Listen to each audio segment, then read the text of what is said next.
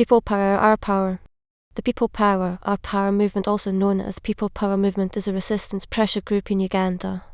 It is led by Robert Kyagulanyi Ssentamu, also known as Bobi Wine, who is the MP for Kyadondo East constituency. The movement seeks to unite Ugandans on issues such as ending human rights abuse, corruption and redefining the rule of law, with a focus on young Ugandans. The movement was primarily sparked by civil unrest with Yoweri Museveni's extended presidency after he announced plans to extend his third longest tenure in Africa by seeking re-election in 2021. Taking a stand. People Power, Our Power first entered the international spotlight in 2017, when singer and social influencer Robert Kyagulanyi Ssentamu, otherwise known as Bobi Wine, announced his candidacy for the Kyadondo East seat of the Ugandan parliament. After the main opposition to the ruling Democratic Party DP, the Forum for Democratic Change FDC, declined Kyagulanyi's application to run on their ticket, he ran as an independent candidate. Kyagulanyi went on to defeat both parties in the by-election, receiving more than 4 times the total votes of his NRM opponent. Kyagulanyi had begun including political messages in his music even before he ran for election, voicing his thoughts on the upcoming 2016 election through his song Sitika. When our leaders have become misleaders and mentors have become tormentors, when freedom of expression becomes the target of oppression, opposition becomes our position. The Museveni Amendment. After the contested election of 2016, President Museveni began to lay the foundations for 2021 run early. A bill crafted by an aligned legislator and intending to extend the presidential term limit was brought to the floor in October 2017. This led to the Ugandan constitution being amended after an overwhelming 350-62 vote. The unrest with the bill first became visible within the parliament itself. In December, violence broke out on the parliament floor during debates over the amendment and its provisions. This led to NRM security forces being deployed to detain the lawmakers involved, and 6 opposition legislators were arrested and suspended from parliament. The Uganda Communications Commission UCC officially banned all live broadcasts of the debates over the amendment abolishing presidential term limits.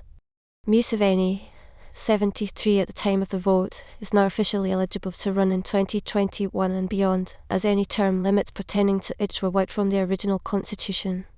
The amendment has faced and withstood many appeals battles since its establishment, and at least 6 opposition lawmakers remain in legal battles over the term limit issue. Appeals have alleged that bribery was used to help the bill pass through Parliament, and that the soldiers' removal of lawmakers from the chamber during debates constituted a violation of freedom of speech. Structure and organisation. Key players of the movement have not shied away from criticism that the movement lacks structure and policy goals. Without a hierarchy or policy portfolio, People Power seeks to unite citizens on current issues rather than on a specific partisan policy, thus making it akin to a populist, big tent, or syncretic anti-corruption movement. Kyagulanyi, as well as other movement members, have an open stance within People Power. People Power is not a political party or political organisation for that matter. We are aware that the state is so scared of the people who come together regardless of their political affiliations, regardless of tribe or religion, but people who envision an idea of having power back in their hands. And I want to emphasise that every Ugandan has an equal stake in the idea of People Power. Kyagulanyi has flipped the script of his celebrity status while mobilising People Power, referring back to his upbringing within Kampala slums. By relating to the average Ugandan, he believes People Power can transcend the need for a figurehead in Ugandan politics, using a system built to outlast Kyagulanyi himself. Speculation has suggested that the NRM close surveillance of opposition activity is part of the reason for the lack of structure within the movement. In response to the government's rumoured plan to require formal registration of the movement as a political party, Kyagulanyi again reminded the government that the movement was continuing to accept members from all parties. Despite People Power, Our Power's ability to mobilise, many critics insist that they need to enter the political sphere properly if they plan to seek the presidency in 2021. A stronger political message, more organisation along the campaign trail, and stronger outreach beyond the Ugandan youth are among the list of improvements which the movement's structure may need. Political support. By 2018, just 1 year after Kyagulanyi was elected as an MP, People Power had gained significant political momentum elsewhere in the country. In Virginia, Bugiri and IU municipalities, the People Power pioneer endorsed candidates in opposition to the NRM with 100% success. It is noteworthy that the candidates endorsed were aligned with various different opposition parties, consistent with the movement's message of openness to all opposition figures. assumed ambassador of the Justice Forum, who was elected MP of the Bujiri municipality with Kyagulanyi's endorsement, credited Kyagulanyi with being a changemaker who used demographics to his advantage in ways completely new to Ugandan politics. While FDC leadership, such as former presidential candidate Kizza Besigye and People Power, have not joined forces in the political sphere often, individual FDC politicians, such as Kyadondo East MP Ibrahim Kasozi, have put their own spin on the movement's message of accountability for the people. Youth involvement.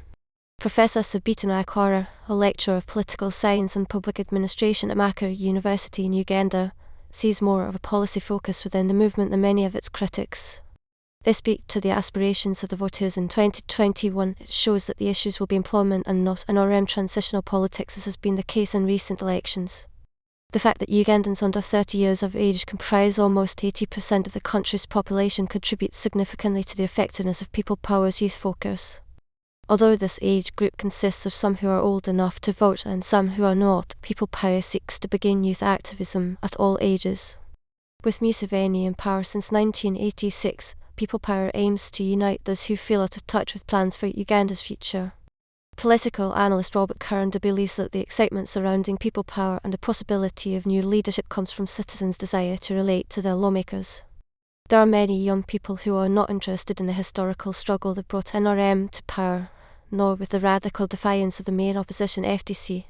Most of them want jobs and they feel the economy is not working for them.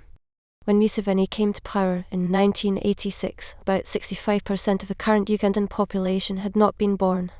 Now, the People Power movement hopes Kyagulanyi can challenge his extended presidency with a 2021 run. Role of social media.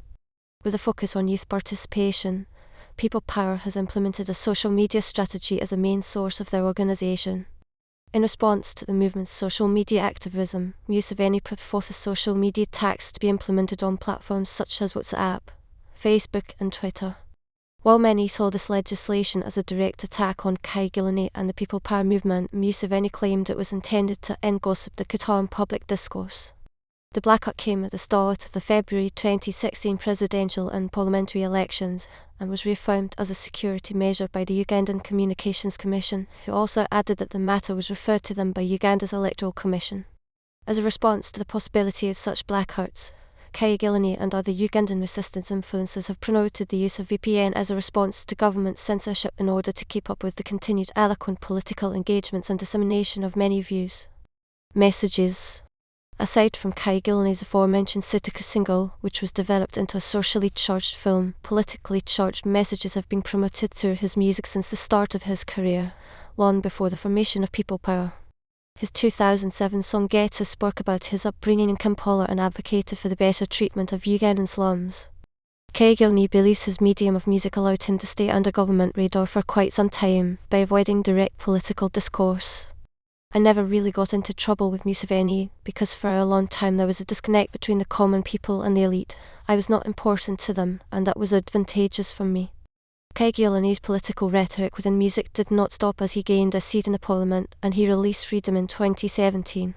The self-proclaimed ghetto president addressed Museveni directly, advocating for an end to corruption, high unemployment, and free speech violations in Uganda. After going viral in Uganda and abroad, the Uganda Communications Commission banned the song less than a month after its release. While this action was not performed on all of Kyagulanyi's politically charged music, it was not the first time the UCC took action against him with a ban. Breaking the trend. In an era when other Ugandan artists and musicians have seemingly endorsed President Museveni's rule through music, Kyagulanyi has changed the rhetoric as Bobi Wine. As a song titled Tubingana We Are With You gained traction throughout Uganda in support of Museveni, Kyagulanyi chose that moment to release his single Dem Peace. In this song, he continued to encourage opposition towards Museveni, citing his political greed in altering the Ugandan constitution in order to extend his presidency. IU elections. As they gain momentum in social and political spheres, Kyagulanyi and other People Power protesters have faced problems with gaining a larger platform in opposition to the NRM. In August 2018, he and approximately 30 other opposition lawmakers were arrested while on the campaign trail alongside Kassiano Wadri in IU, Uganda. Although they were initially charged with illegal firearms possession, these charges were eventually dropped and replaced with a charge of treason. The charges stem from an accusation that Kyagulanyi's group had been stoning the nearby motorcade of President Museveni, who was also participating in campaign activities for the NRM that day. People Power has denied any involvement in the stoning, and it came into question whether Museveni was still in Ayu at the time of the alleged harassment. While still denying any involvement with the incident, Kyagulanyi claims his driver in Ayu was shot and killed by NRM security forces set out to capture Kyagulanyi himself, as he was arrested in a raid of his hotel soon after. Human Rights Watch released a full statement after the events of the Ayu election, discussing the implications of mass public arrests of opposition lawmakers and journalists. Treatment in the USA. Kyagulanyi spoke of the human rights abuse against himself and his co-defendants while jailed, and was allowed to seek treatment on bail in the United States, where he spent time recovering and speaking to the international press about his concerns for Uganda.